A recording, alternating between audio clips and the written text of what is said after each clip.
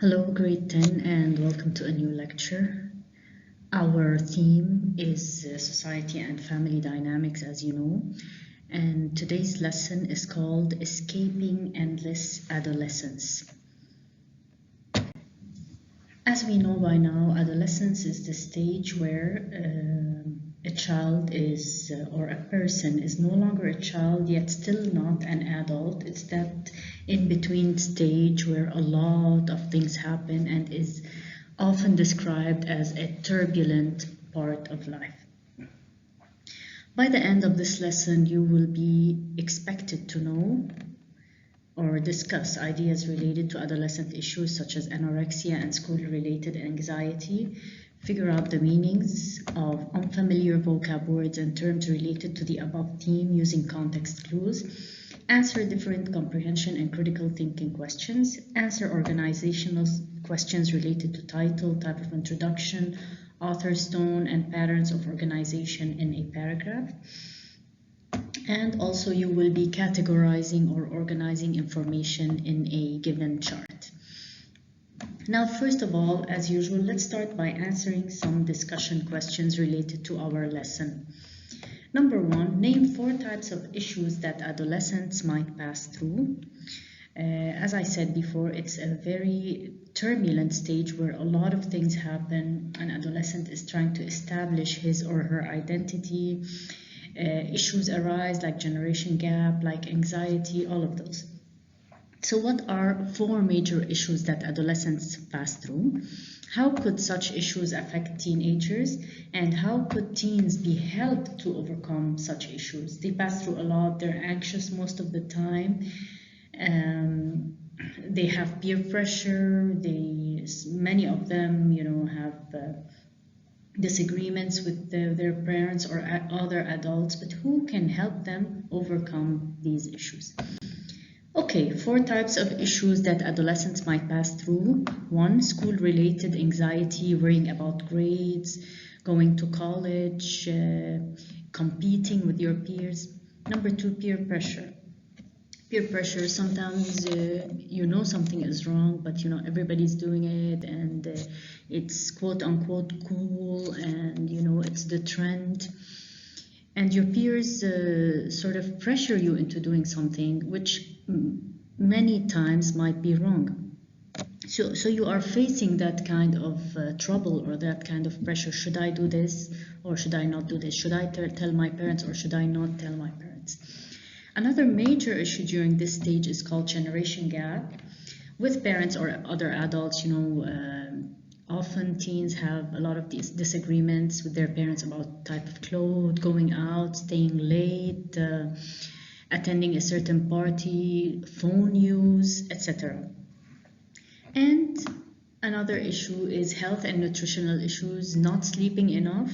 Okay, especially with so many social media apps around, teenagers are tending to sleep much less and eating either less or eating the poor kind of food, like the fast food, which is, as we call it, empty calories, full of fats and carbohydrates, yet it doesn't give you the nutrition you need at this stage.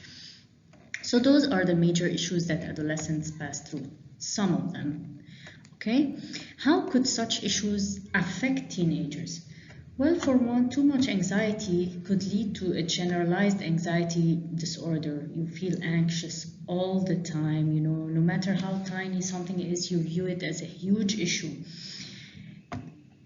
Then you engage, if this peer pressure affects you, you might engage in dangerous or reckless behavior. Reckless means careless. Or if you don't, you might feel inferior to the peers. Not opening up to their strict parents about issues or dangerous issues that they might be facing. Okay, so that they might be going through something, for example, like cyberbullying or bullying at school or by someone, and they're not opening up about it. And finally, concerning health and nutrition, they might go through anorexia, which is which is not eating enough as they should, or malnutrition, which is eating what they shouldn't. Okay, not getting enough nutrients for what they need at this stage. Finally, how can teens be helped to overcome such issues? Those are not easy issues. Who can help them and how can they help them? Well, parents must be alert and try to pick up on signals that their teen child might be suffering and then encourage them to speak up about the issue. They should always make them feel safe to speak. Strict parenting many times could be a mistake. It's good to discipline a child, of course, teach them values, teach them norms, right from wrong. But strict parenting will discourage a child or a teen child from opening up to their parents about things that they might be facing. So parents should be advised to open a communication with their child, especially if they have certain cues or signals that their teen child might be facing trouble. Also, so majorly parents can help. Also, professional help might be sought if a teen child is showing a lot of anxiety all the time or is not opening up, yet parents are skeptical about what's going on with him or her. Professional care, like the help of a psychologist or a counselor or a psychiatrist, might be sought. Now, let's start reading. The lesson is called Escaping Endless Adolescence. Read the following text in which the writer talks about some problems of adolescence for one troubled boy. When you are through, answer the questions set on the text. As 15-year-old Perry shuffled into my office with his parents trailing tentatively behind, he glanced at me with a strained, neutral expression that I had found usually masked either great anger or great distress. So obviously, Perry was deeply sad. In Perry's case, it was both. As Perry's parents began talking, another problem, but this time overtly, meaning openly, unfolded itself. He was anorexic. Anorexia is the disease where a person doesn't eat much, okay? It's a mental disorder. Although anorexia is an eating disorder most often associated with girls, Perry was the third in a line of anorexic boys I had recently seen in my clinic. So obviously, the person talking, the narrator in this story is a mental health professional, okay, either a psychiatrist or a psychologist or a counselor. When he came to see me, Perry's weight had dropped to within 10 pounds of the limit requiring forced hospitalization, yet he denied that there was any problem. He just won't eat, his mother moaned. Then, turning to Perry, who neither opposed her nor made any flippant or rude retort, as most teens his age would do, she tried to show me the routine they had been enacting at home. She asked with tears in her eyes, "Perry, why can't you at least have a simple dinner with us?" Perry, it seems, always refused to eat with his family, claiming he wasn't hungry at the time and that he preferred to eat later in his room.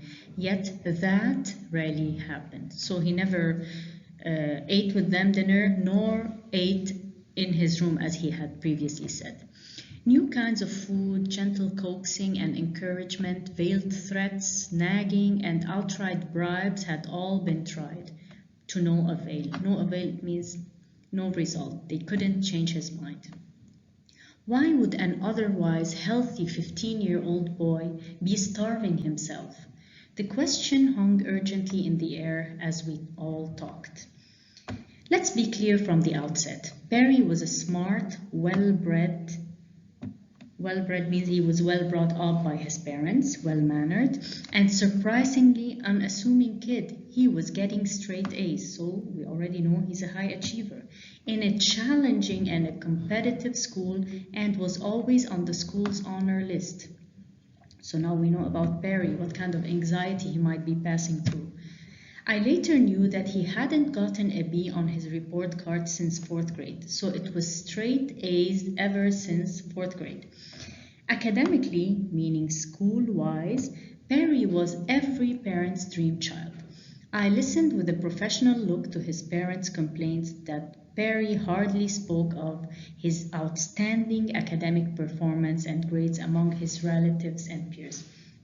So not only was he a high achiever, he didn't gloat about it, he didn't talk to his relatives or peers about it. But beneath this, Perry faced a world of troubles. The problems weren't what I had expected, though. Perry wasn't abused. He didn't do drugs, and his family wasn't driven by conflict. So he lived in a safe family. No one abused him. He was well bred. Rather, at first glance, his problems would seem more like typical adolescent complaints. And they were, in a way. But it was only as I got to understand him that I realized the adolescent problems Perry experienced weren't just occasional irritations of oscillating moods. So moods oscillating means changing up and down, up and down, up and down. Those weren't so his problem wasn't only mood swings or mood oscillations as they'd been for me and my age group as teens, but rather had grown more critical, more dangerous, to the point where they affected his day-to-day world. So this anxiety has become so overwhelming, it has engulfed all of Barry's life, and obviously this is why his parents brought him to a professional mental practitioner. One big problem was that while Perry was a strong achiever, he was not at all happy. He was not a happy one. I hate waking up in the morning because there's all the stuff I have to do, Barry said. I just keep making lists of things to do and checking them off each day. Not just schoolwork, but extracurricular activities so I can get into a good college.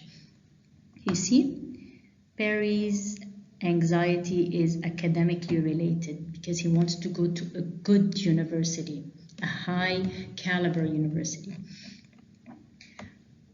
Once he got started talking, Perry's discontent spilled out in a frustrated way, reflecting some psychological disturbances, meaning he had mental disturbances. There's so much to do, and I have to really work to get myself motivated because I feel like none of it really matters. But it's really important, and I do it anyway. So obviously he's doing all this. His extracurricular activities, getting straight A's, yet he doesn't like it. He feels empty. It doesn't fulfill him. At the end of it all, I stay up late, I get all my homework done, and I study really hard for all my tests. And what do I get to show for it all? I get a single sheet of paper with 5 or 6 letters on it. It's just stupid. Perry was gifted enough to achieve academically as it has been set for him, but it consumed him. What does consumed mean? Ate. It ate him. Okay? Eventually, I came to realize that Perry was well loved by his parents, as are most of the young people we see. But in their efforts to nurture and support him, his parents inadvertently increased his mental strain and placed him under great pressure. So here we see that his parents had something to do with it. Over time, they have taken on all his household chores. So he no longer has to do his bed, fold his laundry, pack his stuff. They would do it for him and they would tell him, just do your schoolwork. We would do all this to you. In order to leave him more time for school, work, and activities. That's his top priority, school. See, this is one of the parents speaking here. And this is where they put him under so much pressure. They said almost in agreement when I asked about this. Although removing the chores from Perry's plate gave him a bit more time, it ultimately left him feeling even more useless and tense, nervous, feeling pressured. He never really did anything for anyone, and if he thought about neglecting his schoolwork, his parents would pressure him to set things straight. See how many times the author used the word tense, pressure, okay? Trapped between anger and guilt, Perry had literally begun to die away, and the lack of appetite for food was only an expression of these feelings. Okay, so it's truly a tragic story for Perry and what he was going through, but this is one great example of adolescent anxiety gone really out of hand. Again, Perry is anorexic. Okay, the noun is anorexia, the adjective is anorexic, suffering of lack or loss of desire for food, no appetite. Now, let's start doing the exercises together. A, fill out the chart below with information from paragraphs 2 and 3. I referred you to the paragraphs. List 2 positive, remember, positive descriptions the narrator gives Perry, then state how Perry's behavior reflected these qualities. Okay, I need you to tell me 2 positive characteristics of Perry from those paragraphs and tell me why you chose them, meaning give me evidence from the text. Okay, from paragraph 2 we know that he is well-bred, well brought up. He didn't retort when his mother was talking. He didn't snap back at her like many teenagers would do. So this means he is well-mannered. Also, in paragraph 3, we learned that he is a high achiever, getting straight A's and all that. This is how you answer such questions. Just write the description, polite. If you want, you can write well-mannered. And this is the evidence. Perry, who neither opposed his mom nor made any flippant or rude retort as most teens his age would do. This is your evidence here. Again, another quality from paragraph 3, who was smart, high achiever, hardworking. How did we know that? He was getting straight A's in a challenging and competitive school and was always on the school's honor list. So there it is. You give the quality and you give the piece of evidence from the text. Okay, so your assignment would be to finish up whatever we don't finish in class. Okay, I posted it as homework on the school app, so please go through it. Okay, and we'll see you soon. Bye bye.